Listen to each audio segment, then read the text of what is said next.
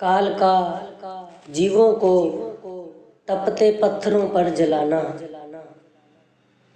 प्रथम सतयुग के व्यवहारा, जीव ही काल ले करे आहारा। हे धर्मदास, पहले हम तुम्हें सतयुग के समय की बात सुनाते हैं। सतयुग में काल जीवों का आहार करता था, जीवों को खा जाता था। लक्ष्य जीव यमनित प्रति खाई, महा अपर बल काल कसाई। काल प्रतिदिन यानी हर रोज 1,00,000 जीवों को खा जाता है। काल महाप्रबल है, बहुत बड़ा कसाई है। तप्त शिला निस दिन तह जरही, तापर ले जीवन कह धरही। भाई धर्मदास, काल जीवों को नरक में डालकर तरह तरह के कष्ट देता था। सारा दिन और सारी रात पत्थर तपते रहते। वह जीवों को तपते पत्थरों पर बिठाकर जलाता था। जीवन मारे कष्ट दिखावे, तबले पुन 84 पावे। इसी तरह और कई तरह के कष्ट जीवों को देता था। कभी कुंभकीय नरक में डालकर जलाता, कभी उल्टा लटका देता। जीव सब तरह के कष्ट सहन करते।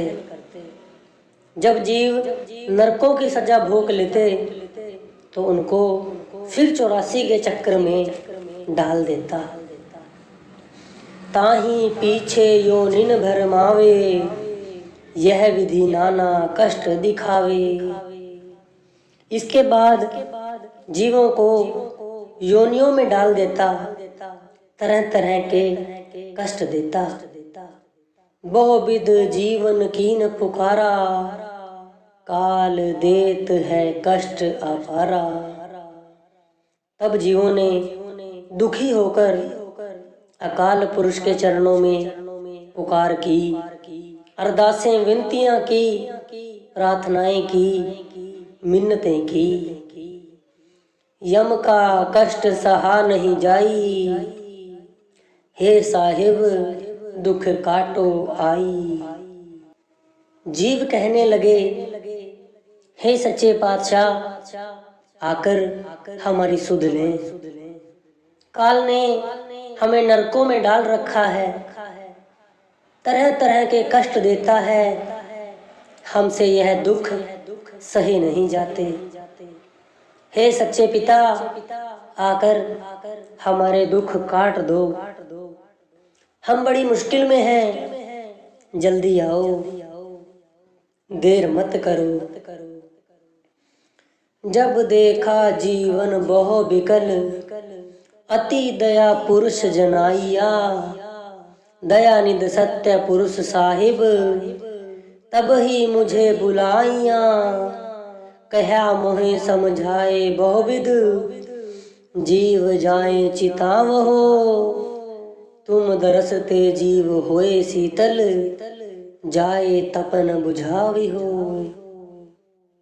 हे धर्मदास, जब सतपुरुष ने देखा कि जीव 84 और नरकों में तरह तरह के दुख भोग रहे हैं और काल कसाई बनकर उन पर अत्याचार कर रहा है, दया के सागर उस सतपुरुष को दया आ गई। उसने हमें बुलाकर आदेश दिया, 3 लोक में जाओ, जाकर जीवों को दर्शन दो। तुम्हारे दर्शन से दुखों की आग में जल रहे जीवों के हृदय ठंडे हो जाएंगे। उन तप्तों की अग्नि शांत हो जाएगी। उनको निज घर का रास्ता दिखाओ, अपने घर की राह बताओ और सतलोक में वापस ले आओ। आज्ञा लीनी मान पुरुष, सिख पान सिर धर, तत खिन कीन पयान, शीस नए सतपुरुष को। हे धर्मदास, अकाल पुरुष ने जो शिक्षा दी उसको हमने सिर माथे पर रखा। अकाल पुरुष को सिर झुकाकर माथा टेका और उसी समय वहां से चल पड़े। आए जहाँ जम जीव सतावे, काल निरंजन जीवन चावे।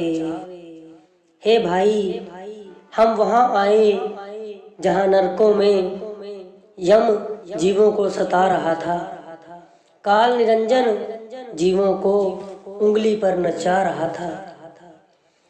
छट पटक कर जीव तह भाई, ठाड़े भय तहां पुन जाई। धर्मदास, जब हम वहां आए तो नरक जो उबल रहे थे ठंडे हो गए, जीवों को शांति मिल गई, सुख का सांस आया। मोहे देख जीव कीन पुकारा, हे साहिब मोहे लेहो उबारा। तब जीव हमें देखकर कहने लगे, हे महाराज, आप जी ने बड़ी कृपा की है जो यहाँ आए हैं। हम बड़े दुखी हैं, हमसे और दुख सहन नहीं किए जाते। कृपा करके हमें यहाँ से बाहर निकाल लो जी। तब हम सत्य शब्द गहुराया, पुरुष शब्द ते जीव जुड़ाया। फिर हमने जीवों को सच्चा शब्द याद करवाया, अकाल पुरुष के शब्द से जोड़ा। सकल जीव तब अस्तुति लाई, धन्य पुरुष भली तपन बुझाई। सभी जीव अकाल पुरुष की स्तुति करने लगे। धन्य आप हो और धन्य अकाल पुरुष जिसने आप जी को हम दुखियों की सुध लेने के लिए भेजा है। आपने हमें दिन रात जल रहे प्राणियों को आकर बचा लिया है। यम ते लोहों छुड़ावे स्वामी, दया करो प्रभु अंतर जामी। हे प्रभु जी, आप अंतर्यामी हो, आप घट घट की जानकारी रखते हो। हम पर दया करो, हमें यमों से छुड़ा लो। हे स्वामी, हमें यहाँ से निकाल लो। यम हमें बहुत दुख देता है। तब हम कहें जीवन समझाई, जोड़ करो तो वचन न साई। तब हमने जीवों को कहा, यदि आपको छुड़वा कर सतपुरुष के पास ले जाऊं तो वचन नहीं रहता। अब तुम जाए धरो नर देहा, तब तुम करे हो शब्द स्नेहा। अब तुम मृत्यु लोक में जाकर नर देह पाओ, फिर आपको शब्द का भेदी पूरा गुरु मिलेगा। उससे सच्चे शब्द का भेद लेकर शब्द से प्यार करना, शब्द के साथ जुड़ जाना, फिर हम आपको सतलोक ले जाएंगे। पुरुष नाम सुमरण सहदाना, बीरा सार कहो परवाना। सतपुरुष का नाम सार वस्तु है, उसका सिमरण करना है, उसको याद करना है भाई। देहे धरे सत शब्द समाई, तब हंसा सत लोक ही जाई। मनुष्य का चोला धारण करके जो शब्द से जुड़ता है, शब्द की कमाई करता है, वह ही हंस गति प्राप्त करता है और सतलोक पहुंच जाता है। जहीं आशा तह वासा होई, मन बच कर्म सुमेरियो जो कोई। मनुष्य जन्म की यह विशेषता है कि मृत्यु के समय जीव की जहाँ आशा होगी वहाँ उसका वास होगा। जब मनुष्य वचन से, मन से, कर्म से मालिक को याद करेगा तो अंत समय भी उसको मालिक ही याद आएगा। मालिक में जाकर वह समा जाएगा। देह धरे कीनो जह आशा, अंत आए लीनो तह बासा। मनुष्य जन्म में अंतिम समय जहाँ इसकी आशा होगी वहीं मालिक इसको निवास देगा। गुरु ग्रंथ साहिब का फरमान है, अंतिम समय यदि कोई लक्ष्मी अर्थात धन दौलत को याद करता है तो सर्प की योनि में जाएगा। यदि मरने के समय किसी का ध्यान स्त्री, लड़कों, महलों, मकानों में रहेगा तो बेसवा, सुर तथा प्रेत बनकर आएगा। और यदि कोई अंत समय उस मालिक को याद करेगा तो मालिक में मिल जाएगा, उसमें समा जाएगा।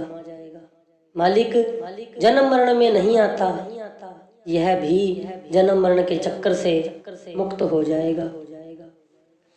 अंत काल जो लक्ष्मी सिमरे, ऐसी चिंता में जो मरे, सर्प जोन वल वल और उतरे। हर बारी गोविंद नाम मत बिसरे, अंत काल जो स्त्री सिमरे, ऐसी चिंता में जो मरे, वैश्वा जोन वल वल वह तरे। अंत समय जो लड़के सिमरे, ऐसी चिंता में जो मरे, शुक्र जून वल वल अहतरे।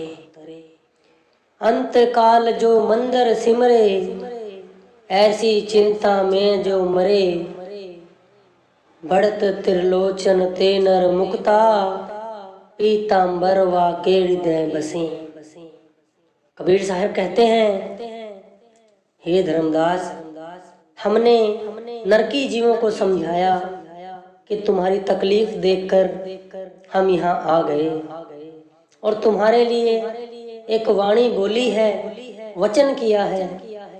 यहाँ से जाकर तुम्हें मनुष्य शरीर मिलेगा। यदि हम तुमको ना मिलते, तुम 84 में जाकर 84 भोगने के पश्चात बड़ी देर बाद इस मनुष्य जन्म में आते। अब तुम देह धरो जग आई, विसरो पुरुष काल धर खाई। अब जाओ मृत्यु लोक में जाकर मनुष्य की देह धारण करो। मालिक को याद रखना, यदि मालिक को भूल गए तो फिर काल तुम्हें खा जाएगा, फिर तुम काल के मुख में चले जाओगे। जी।